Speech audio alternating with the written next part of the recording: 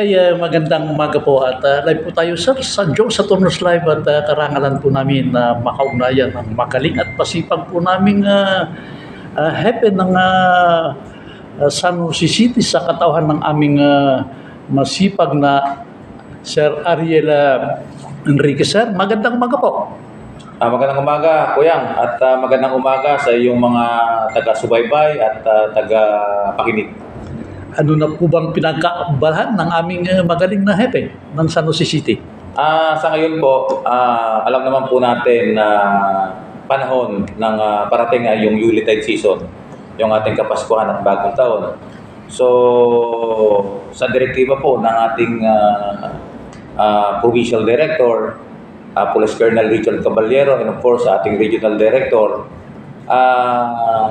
minamaximize po natin yung deployment plan natin sa mga area of convergence so that mapanatili po natin yung katahimikan dito po sa lungsod ng San Jose.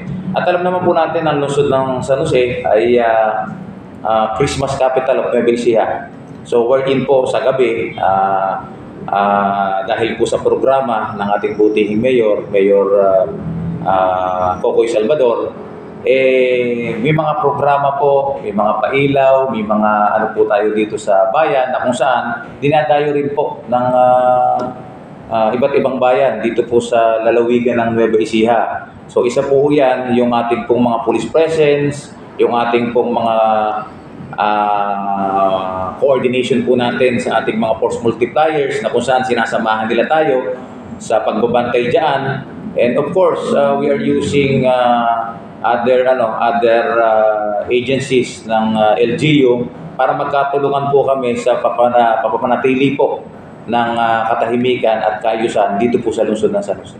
Yan, congratulations sir. Siyempre wala po kaming hanap kung hindi sana'y patnubayan din po kayong lagi ng Panginoong Diyos. Siyempre sir, alam po namin na ngayon po ay holiday month.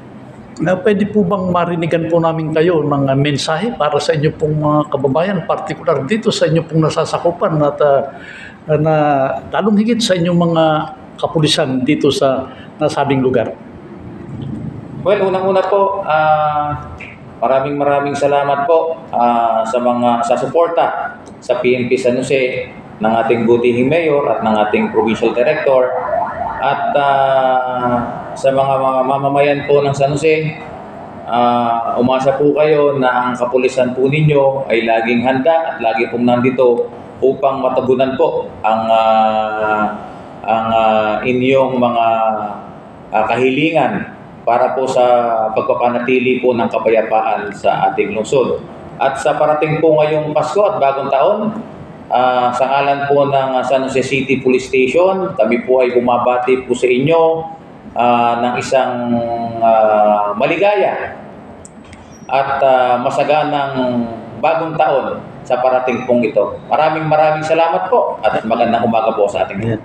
Sir, maraming salamat sir at pwede po ba sir, lubos-lubusin na po namin siyempre sir, huling mensahe sa inyo pong mga kababayan, particular dito at ngayon po ay ano po bang preparasyon ang ginagawa ng inyong mga kapulisan ngayon?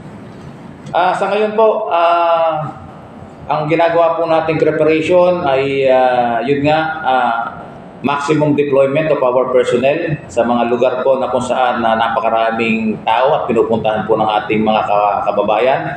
Not only dito po sa lungsod ng San Jose, kundi yung mga karapit bayan po natin.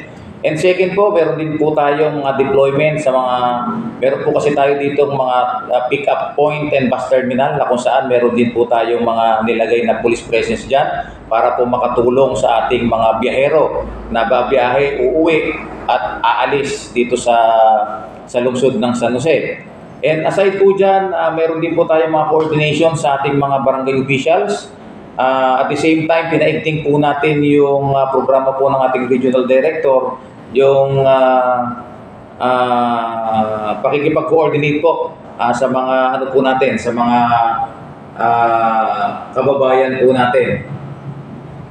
Para po nang sa ganon, magkaroon po tayo ng